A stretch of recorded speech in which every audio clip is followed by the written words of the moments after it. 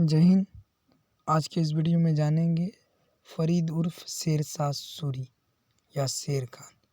इतिहास उन वीरों की कहानी है जिसने चुनौतियों को अपना खेल बना दिया, संघर्ष से अपनी सफलता को पाली, तपस्या से अपनी तकदीर को बदल दी।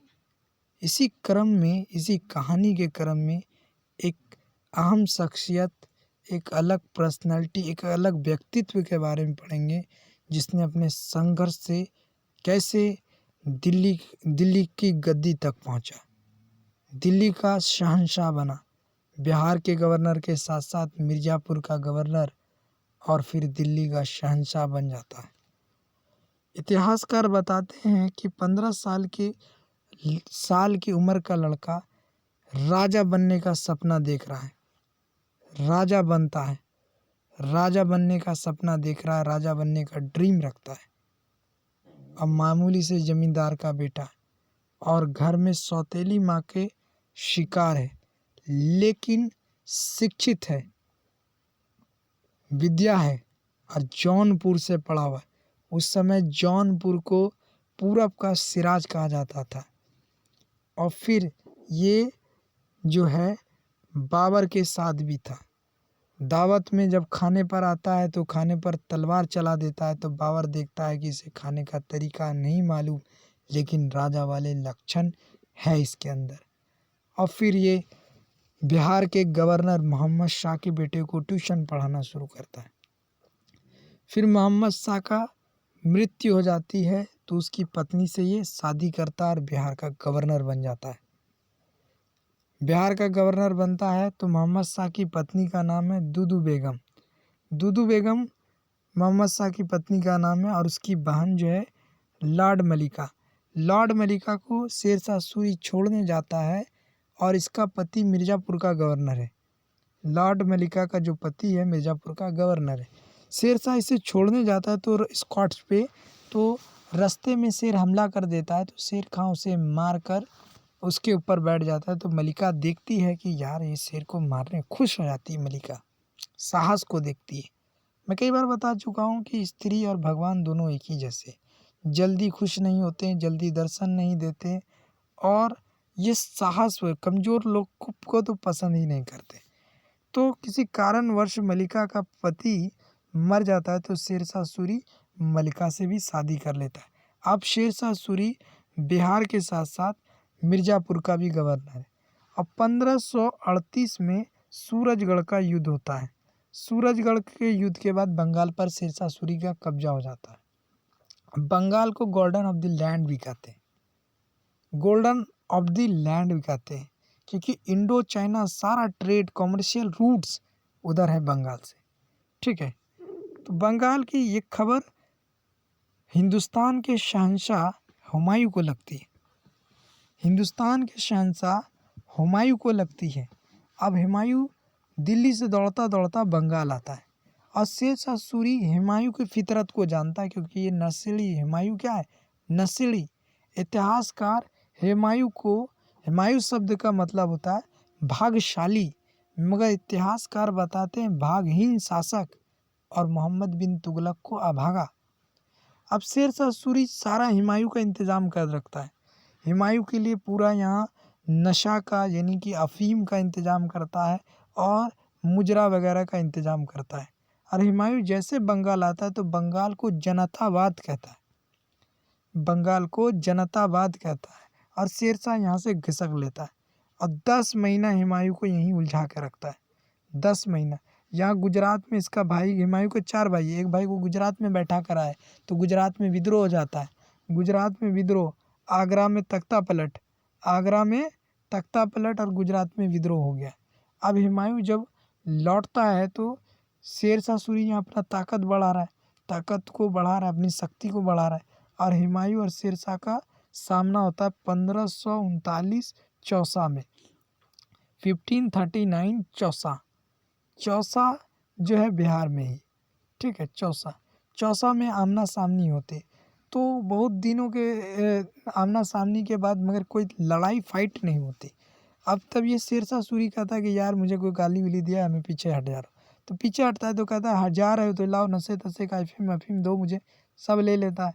तो अफीम लेने के बाद कहा जाता है कि अफीम का नशा एक्टिविटी क्रिया को ही ख़त्म कर देता है, बॉडी के क्रिया करने की ताकत को ही ख़त्म कर देता है। बॉडी एक्टिव ही नहीं कर सकेगा, एक्टिविटी ही नहीं कर पाएगा। दारू में शराब वराब में क्या होता है कि कम से कम नशे में है, चल फिर तो सकते हैं, उठ के सामान तो ले सकते हैं, मगर इसमें कुछ भी नहीं करते। तो रात में शेरशाह सूरी जो है इसकी पूरी फौज पर हमला कर देता है, पूरी फौज पर हमला कर देता है। तो हुमायूं जब तलवार उठाने जाता है तो तलवार भी नहीं उठता, हुमायूं गंगा नदी में कूद जाता है, क्योंकि ये गंगा नदी में के करीब है, जिसे कन्नौज का युद्ध 1540 भी कहते हैं। कन्नौज का युद्ध 1540 यानी कन्नौज के युद्ध में, कन्नौज का युद्ध यानी 1500 है। हुमायूं तलवार भी नहीं उठा पाता और गंगा नदी में कूदता है तो भिश्ती से बचाता है। भिश्ती का नाम है निजामुल सुक्का, निजामुल सुक्का इसे बचाता है और 15 साल तक हुमायूं जो है भगोड़ा बनकर गुजारता है। अब शेरशाह सूरी दिल्ली का सुल्तान शहंशाह बन चुका है। 1540 में शेरशाह सूरी दिल्ली का सुल्तान बन चुका है, शहंशाह। अब ये जैसे दिल्ली का सुल्तान बनता है तो एक उपाधि लेता है जिसे कहते हैं रियासत आला की उपाधि। अब जैसे ये शहंशाह बनने के साथ अब इकोनॉमिकल रिफॉर्म्स करता है, किसान एग्रीकल्चर रिफॉर्म्स करता है, क्योंकि ये जानता है कि ई इजुकल टू ई होता है, E equal to empire equal to economy. Agriculture की इकोनॉमिकल रिफॉर्म में सबसे पहला ये करता है भूमि मापन पद्धति, जिसको हम कहते हैं भूमि पैमाइश या गजे सिकंदरी, रस्सी से डोरी से ज़मीन को नापना और फिर नाप कर उसे 3 भाग में बांटना, गुड मिडिल और बैड। गुड मिडिल बैड नाप कर उसका एवरेज निकाल कर 1/3 टैक्स लेना, 1/3 टैक्स ले लेना। अब ये टैक्स, ये पहला दूसरा काम ये 2 कर दिया। तीसरा काम किया रे प्रणाली, रे प्रणाली जिसे हम एमएसपी कहते हैं, किसानों के लिए, फार्मर के लिए। एमएसपी यानी मिनिमम सपोर्ट प्राइस या न्यूनतम समर्थक मूल्य, ये तय करेगी कि किसान कितने में फसल बिके, ये सरकार तय करेगी, क्योंकि ये सारे किसान के सारे हालात को जानता है कि किसान का दुश्मन कौन है। पहला जमींदार खुद, दूसरा महाजन और तीसरा स्टेट यानी राज्य सरकार। तो इस पे ये तय कर रहा है कि एमएसपी क्या मिलनी चाहिए, किसान कितने पर फसल बेचे। और फिर इसने एक डॉक्यूमेंट तैयार करवाया जिसको हम पट्टा और कबूलियत कहते हैं। पट्टा और कबूलियत में किसान का साइन होता था और ये कॉपी किसान को ही मिलती थी, इसकी कॉपी जो है किसान को ही मिलती थी, ये कॉपी जो है किसान को ही मिलती थी, है ना। और जो कबूलियत होता था, पट्टा जो होता था, पट्टा की कॉपी में साइन गवर्नमेंट का होता था, पट्टा में जो सरकार का साइन होता था, और ये कॉपी में पूरा लिखित होता था कि किसान का कितने ज़मीन है, सब दर्शाया क्या फसल, गेहूँ, चना, दाल, मकई, बाजरा, ज्वार जो उगाता है, और उस पे जो टैक्स जो एक मिनिमम मान ले सकें 800 या 1000, जो भी 600, 700, 500 वो रेवेन्यू टैक्स लगता था। ये काम कर दिया किसानों के लिए, इतना किसानों को समृद्ध बनाया।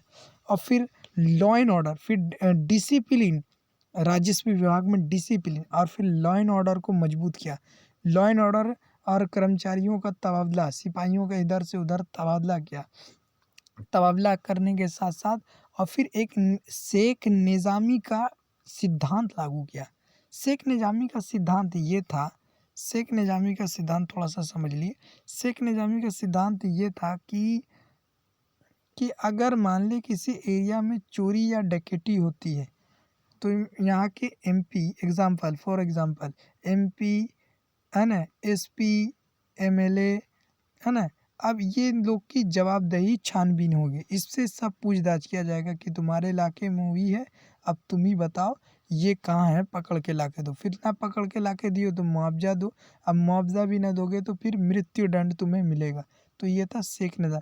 अगर कोई बुढ़िया उड़िया अगर सोना चांदी लेके जाती थी तो इसके साथ मुखिया या प्रधान इसके साथ छोड़ने जाया करते थे कि अगर चोरी हो रही है तो जवाबदेही कहाँ से देंगे, जवाबदेही न दे पाए, पकड़ के न ला सके तो हमें मृत्यु में दंड मिलेगा। तो ये था शेख निज़ामी का सिद्धांत। और फिर 3 कोस पे इसने रेस्ट हाउस यानी सराय बनवाए। रेस्ट हाउस माने 3 कोस पर रेस्ट हाउस खुलाए, चाहे हिंदू हो, मुस्लिम हो, सिख हो, सब आकर ठहर सके, रैन बसेरे टाइप का ठहर सके और फिर अपना आगे की यात्रा को कंटिन्यू कर सकें। ठीक है, ये बनवाए। और हम ये रूल तो फिर हमने बताया था, जो दंगा फसाद का रूल था, ये तो मैक्स मॉरल का ये रूल था कि दंगा फसाद, कम्युनलिज्म एंड कास्टलिज्म, है ना, कम्युनलिज्म और कास्टलिज्म उसी का था। ठीक है ना, वो तो हम बाद में देख लेंगे। ठीक है, तो फिर एडमिनिस्ट्रेशन, फिर करेंसी 3 तरह की थी। करेंसी में क्या क्या थी, तो करेंसी में गोल्डन की करेंसी, गोल्ड जो थी, सोने के सिक्के को जो कहते थे दिनार और अशरफी, ये सोने के सिक्के थे, गोल्ड, दिनार और अशरफी, AU, गोल्ड, सोने के सिक्के को दिनार और अशरफी कहते थे। और दूसरा जो सिक्का था चांदी का, जिसे रुपीस कहते थे। रुपीस चांदी का सिक्का हुआ करता था, रुपीस चांदी का सिक्का। और दाम, तांबे के सिक्के को दाम बोलते थे, दाम।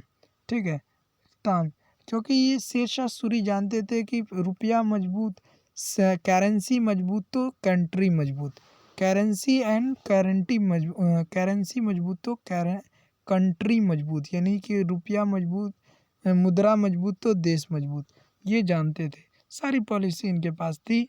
शेरशाह सूरी के लैंड और अकबर इसे अपना आइडियल मानता है, इसके पॉलिसीज़ की वजह से अकबर इसे आइडियल मानता है। कितना योग्यशाली व्यक्ति 2-2 विधवा औरत से शादी करता है, और कैसे इसके भाग पलटते हैं, औकात में कैसे वृद्धि होती।